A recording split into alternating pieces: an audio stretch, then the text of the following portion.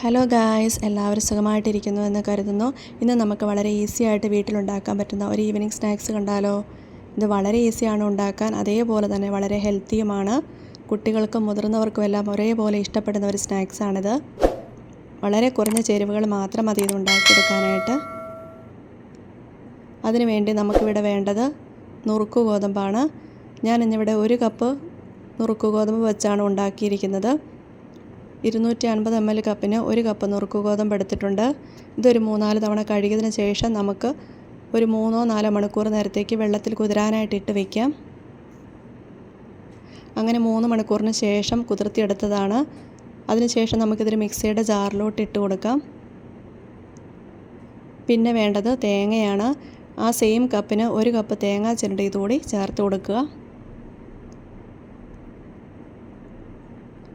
പിന്നെ നമുക്ക് ആവശ്യമുള്ളത് ശർക്കരയാണ്. ഞാനിവിടെ 1/2 കപ്പ് ശർക്കരയാണ് ചേർത്ത് കൊടുത്തിരിക്കുന്നത്.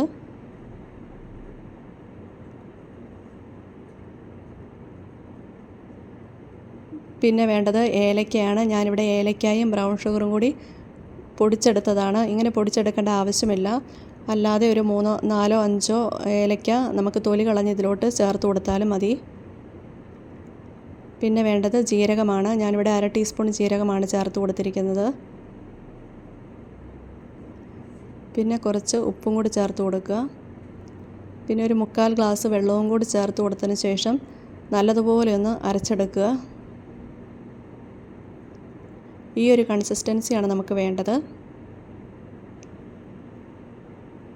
അതിനുശേഷം നമുക്കൊരു പാത്രമെടുത്ത് അതിലേക്ക് ഒരിത്തിരി ഗീ സ്പ്രെഡ് ചെയ്ത് കൊടുക്കുക. ഗീയോ എണ്ണയോ എന്തെങ്കിലും സ്പ്രെഡ് ചെയ്ത് കൊടുക്കുക.